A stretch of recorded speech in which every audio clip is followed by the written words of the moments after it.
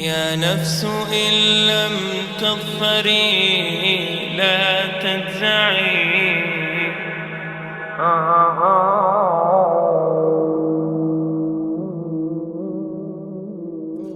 All the praise is for Allah,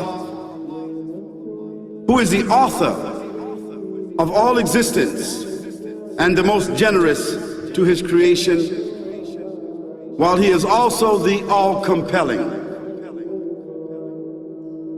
He is the only one worthy of our worship, having no partners, no associates, no sons, no daughters, no one whom he must consult, and no one or anything which has any comparison with him. All the praise is for Allah, who is the King of all who claim sovereignty, the only one who has the right to legislate for his creatures. He is the giver of life.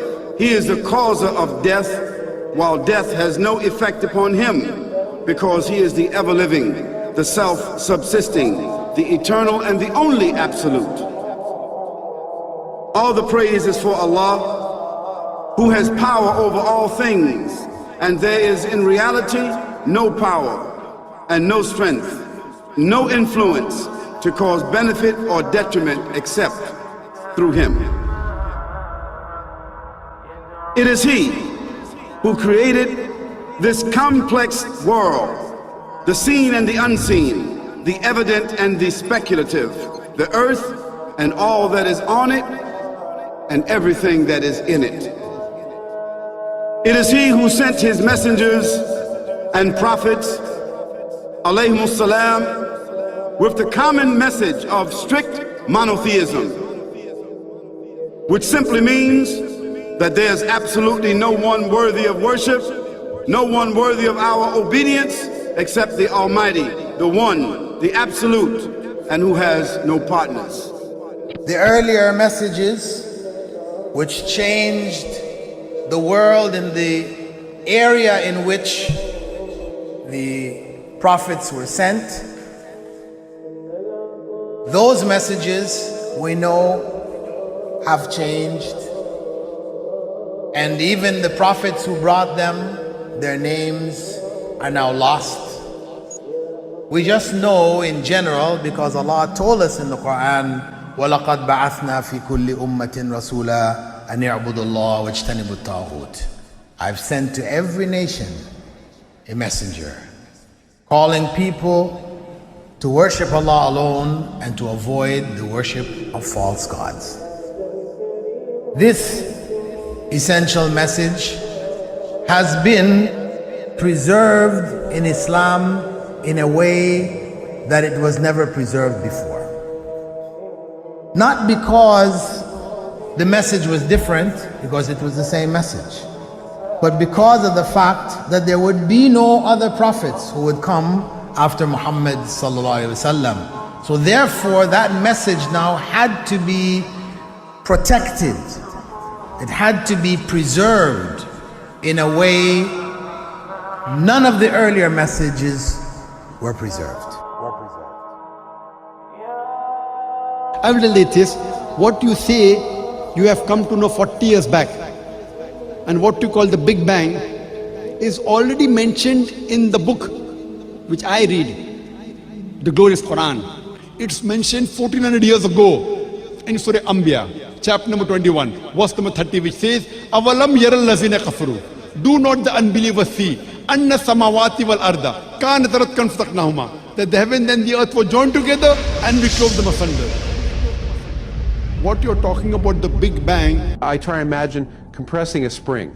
I push it closer and closer and closer together, so it's smaller and smaller and smaller. And I've stored a tremendous amount of energy in that spring. And when I let it go, it bursts out, it bursts out, it bursts out. The creation of the universe, which you came to know 40 years back, is already mentioned in this book, the glorious Quran, 1400 years ago. Who could have mentioned that in the Quran? So the atheists will say, maybe someone wrote, maybe it's a fluke, maybe it's a guesswork. A human being, regardless of who they are, or where they are, or what they do, will have this curiosity. They'll want to know, why am I here? How did I get here? And do I have a purpose? And if so, what is it? The only one who would really be able to answer that question would be the Creator himself.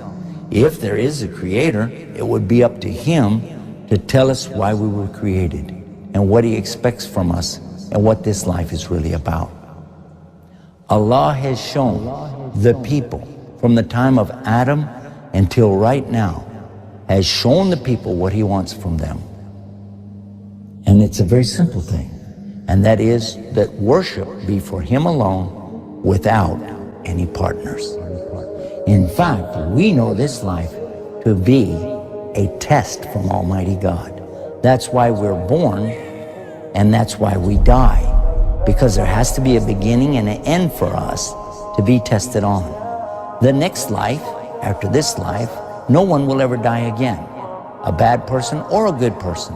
Both are brought back, and they continue to live in the next life, either in good shape or not so good shape, depending on how they did on the test. The worship of the God of Abraham, that was what was taught by these prophets. The Lord of the Arsh and Kursi. We're talking about the Lord of the worlds. Alhamdulillah Rabbil Alameen. We're talking about the Lord of the entire universe and beyond. The entire universe and beyond. You know, we live in this dunya, and we are fascinated with this dunya which Allah subhanahu wa ta'ala indeed has created in a beautiful manner. We're fascinated. There are over billions of people which live on this dunya at this moment in time. Over 6 billion people that live on the dunya at this moment in time. This dunya of Allah subhanahu wa ta'ala is so big that there is space in this dunya for billions and billions and billions or more people. But what is this dunya in comparison to what Allah subhanahu wa ta'ala has created out there?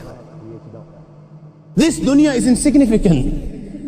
This dunya is meaningless to Allah. It means nothing. It is worthless.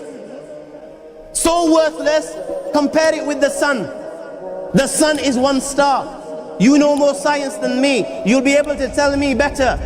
Take this planet Earth and you place it inside the sun, and you will be able to place 1.3 million Earths in the sun. 1.3 million Earths in the sun. Allahu Akbar. Allah is the greatest. The sun is one star. One star. There are stars out there which are millions of times bigger than the sun. You tell me this, that you need millions and millions of stars to make one galaxy. And then you tell me this, that there are zillions of galaxies out there. Let me tell you on top of this, my friend. After this, whatever you see above,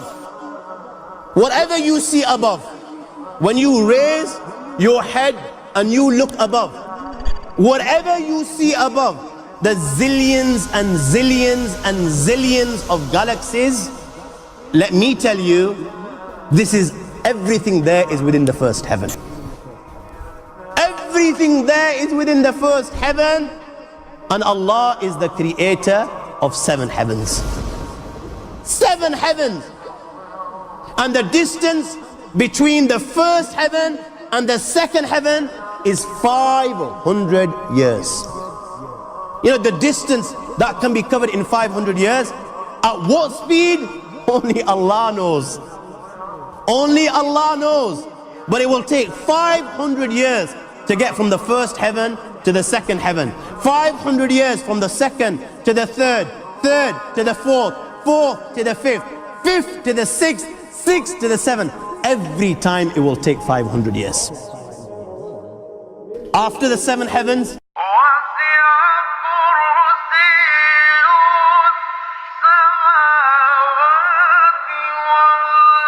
وَسِعَ كُرْسِيُّهُ السَّمَاوَاتِ وَالْأَرْضِ. You all read the Ayatul Kursi. You all know the Ayatul Kursi. After this, you have the Kursi of Allah. You have the chair of Allah subhanahu wa ta'ala. You know these 7 heavens that we've just talked about, in comparison to the Kursi of Allah, they're non-existent. They're meaningless. Rasulullah sallallahu alaihi wasallam has given an example in a hadith just to give us a little bit of understanding with regards to the 7 heavens in comparison to the Kursi of Allah. Take a ring from your finger, take it off, the small ring that you have, and place it, let's say, in a desert, the Sahara Desert. It's the biggest desert in the world. You know that ring that we take off from our fingers and place it in the Sahara Desert? What comparison is in between the ring and the Sahara Desert? Nothing. Nothing. The 7 heavens is the ring, and the Kursi of Allah is the Sahara Desert. After the Kursi of Allah, you have the Arsh of Allah. وَكَانَ أَرْشُهُ عَلَى الْمَاءِ. You have the Arsh of Allah. Again, Rasulullah has explained, so just so that we can understand. Take the ring, place it in the desert. This time, the ring is the Kursi and the Arsh is the desert. What is the Kursi in comparison to the Arsh of Allah? Nothing. Then you have angels which carry the Arsh of Allah. Their heads are in the 7th heaven and their feet are in the lowest earth. My friends, then you have the Lord of the Arsh al-Kursi. لا تدركه الأبصار ويدرك الأبصار وهو اللطيف الخبير. He is beyond the size of Allah, who Allah is, what Allah is. The greatness of Allah is beyond the comprehension of my little mind. This is the being that you and I are messing with.